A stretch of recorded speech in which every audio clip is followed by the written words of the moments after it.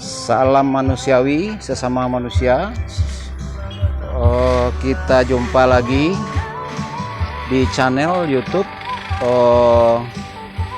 lebih kental explore hal-hal keruh dan kusut di Minang. Ya, di dalam hal pengetahuan, pemahaman, juga perbuatan yang memakai gelar Pangulu Datuk Pendito Malin Menteri Dubalang. Walaupun sebegitu kental eksplor hal-hal keruh dan kusut, ya, tentu saja seiring dengan solusi antisipasi, ya, dan solusi antisipasi ada pada konten sebelum ini, ya. Salah satu yang mau dieksplor mengenai hal keruh dan kusut di Minang adalah rata-rata orang Minang dia berkata ingin kebenaran, ya, tetapi setelah saya eksplor kebenaran itu, bisa dibilang 90% orang Minang takut terhadap kebenaran itu. Ya. Apa kira-kira? Dengan kebenaran apa kira-kira rata-rata 90% orang Minang takut dengan kebenaran? Ya, saya sebutkan salah satu contoh. Ya. Walaupun butuh sejarawan, ya, butuh ahli silsilah, ahli tambo, dengan tanpa beliau-beliau, ya, menguatkan statement ini, saya coba sampaikan, ya, salah satu alasan yang ditakuti kebenaran oleh 90% orang Minang, dan salah satu kebenaran ini, ya, salah satu kebenaran yang harus diakui kebenaran ini adalah suatu kesalahan oleh seluruh orang-orang Minang, dan kebenaran yang suatu kesalahan ini menjadi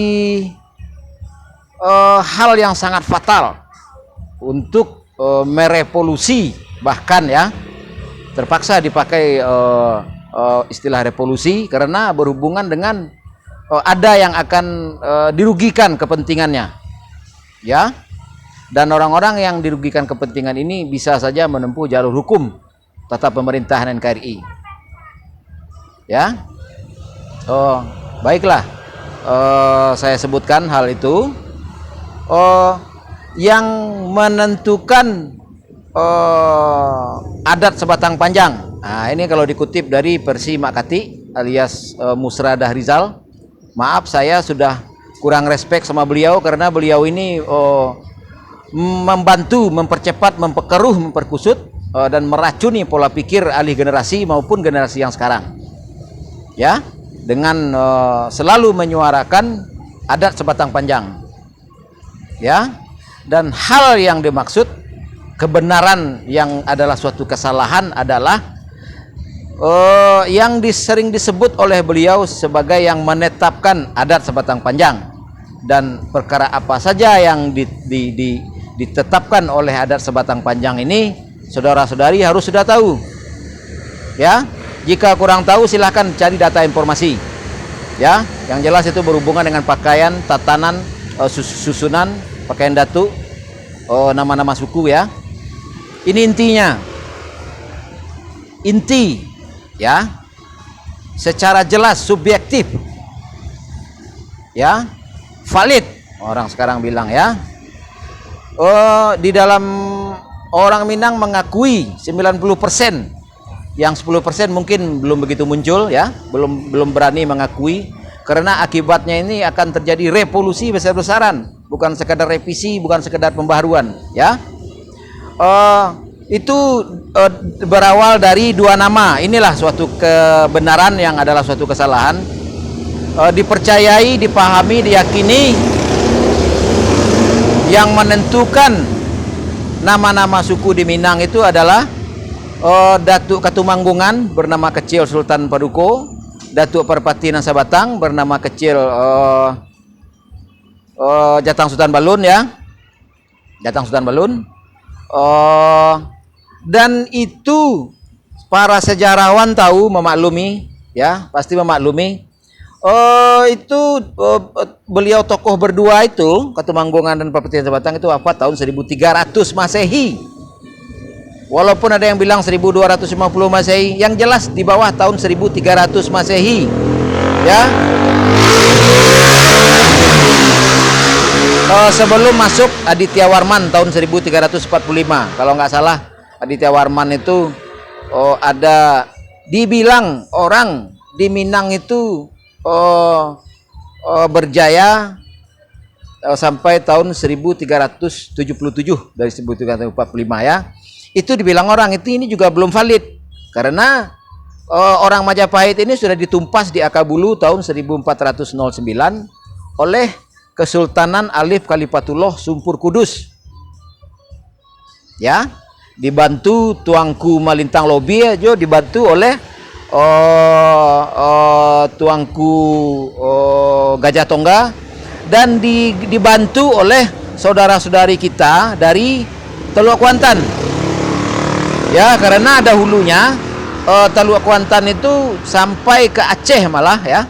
Sampai ke Aceh. Dari Aceh sampai ke Bandar Lampung ini adalah wilayah Minang. Ya. Itu tergambar di dalam 9 Patah Kato Sultan Paduko atau Datuk Katumanggungan, ya. Dan sehubungan Minang itu menganut ajaran agama Islam dari sebelum, minimal dari 1300 Masehi, itu tergambar dari Selapan Patah Kato Jatang Sultan Balun. Itu semuanya berlandaskan Al-Quran dan Hadis, Selapan Patah Kato. Nah, kenapa saudara-saudari tidak tahu ini? Dan orang-orang yang tahu diam, tahu kenapa sebabnya? Karena beliau-beliau itu tidak komplit. Karena kalau memunculkan masalah ini harus menguasai hal-hal lain. Seperti, ya, harus menguasai pengetahuan pemahaman adat Nanampe. Begitu juga harus kenal dengan adab Nanampe, harus tahu sejarah, hukum, maknawi, tersurat dan tersirat semuanya di dalam hal adat Sabatang Panjang, di dalam hal adat Selingkah Nagari, maupun dia harus paham yang baru dimunculkan oleh tata pemerintahan kita saat ini adalah hukum undang-undang nagari. Nah, ya, itu efek yang akan timbul jika memunculkan memprotes atau merevolusi atau merevisi nama-nama suku di Minang, termasuk gelar-gelar Datuk Padito Menteri Balang, ya.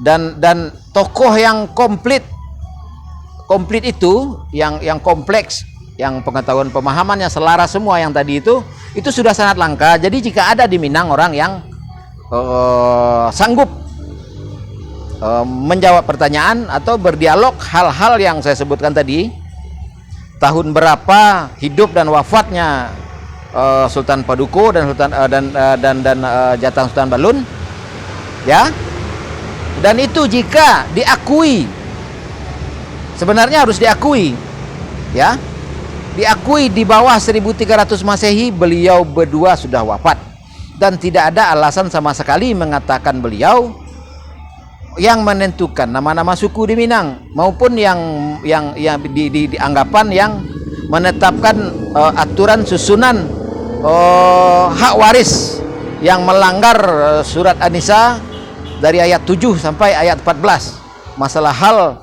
salah satu poin dalam adat Sabatang Panjang adalah pembagian warisan. Ya, mohon maaf saja, agama Islam bukan agama toleransi. Agama Islam bukan agama pilihan. Dalam hal warisan itu sudah ditentukan oleh firman Allah. Nah, dan nyatanya masih menjajah mencari hukum-hukum lain. Ya, moga dapat dipahami, ya. Tidak ada alasan bertele-tele. Ya. Sangat jelas pembagian hak waris itu dalam surat An-Nisa yang saya sebutkan tadi ayatnya.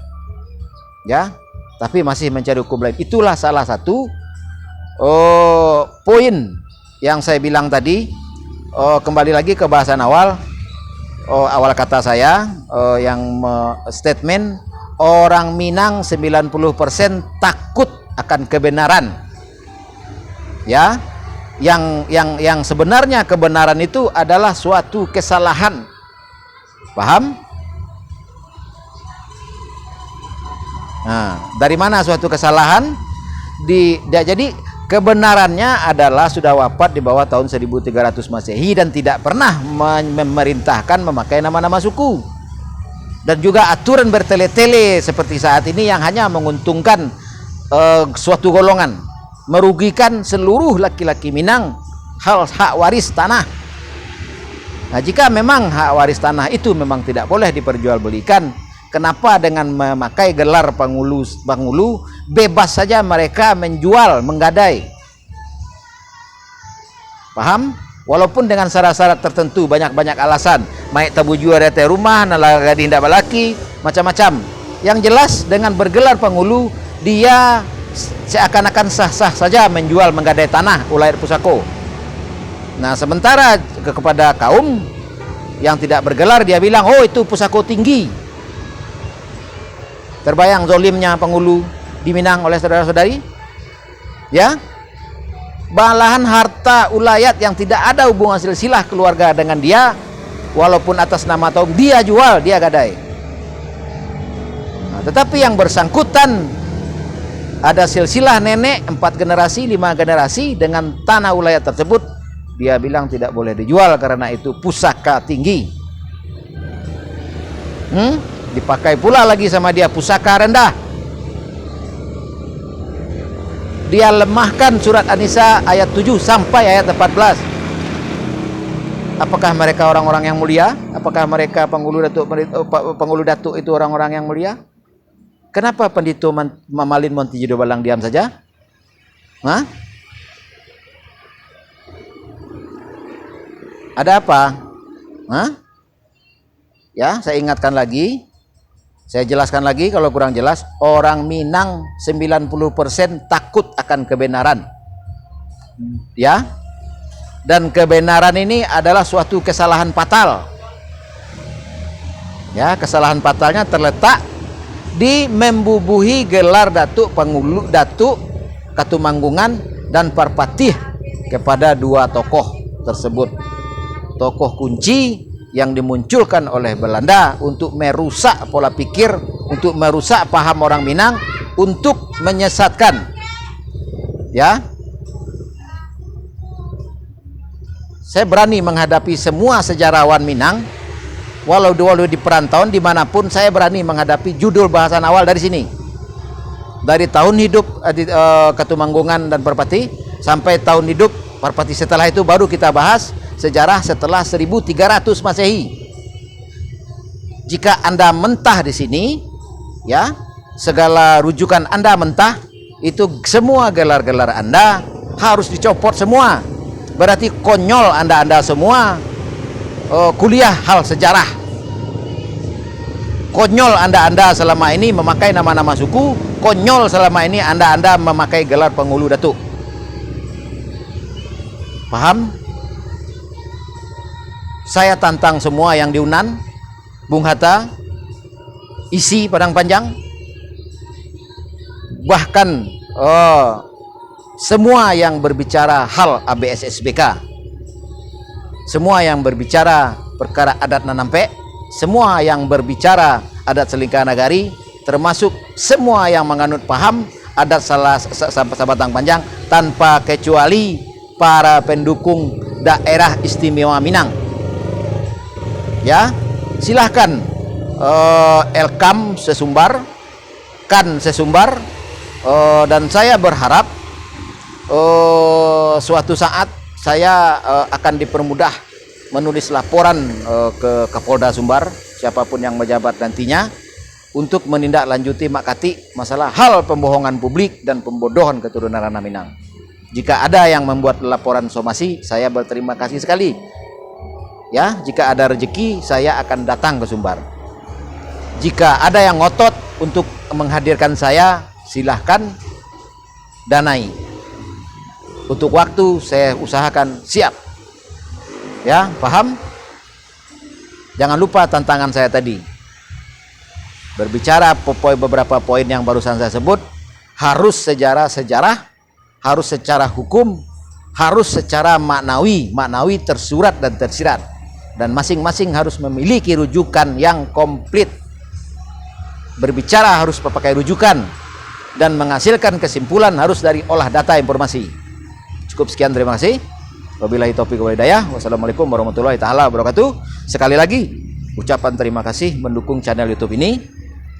Terima kasih saudara-saudari yang menggoreng atau yang mengedit atau yang share konten saya, menggabungkan dengan slide-slide statement siapa saja yang terbukti bohong, yang terbukti pembodohan. Sekali lagi terima kasih atas kerjasamanya saudara-saudari yang memperbanyak kiriman konten channel YouTube saya ini. Ya, kita mulai revolusi, pembaharuan, revisi dari segala paham keruh dan kusut. Orang kita Minang sudah sedari lama, sudah masanya kita jernihkan dan luruskan walaupun tantangannya nyawa. Ya, saya serius karena saya berjuang sudah dari lama.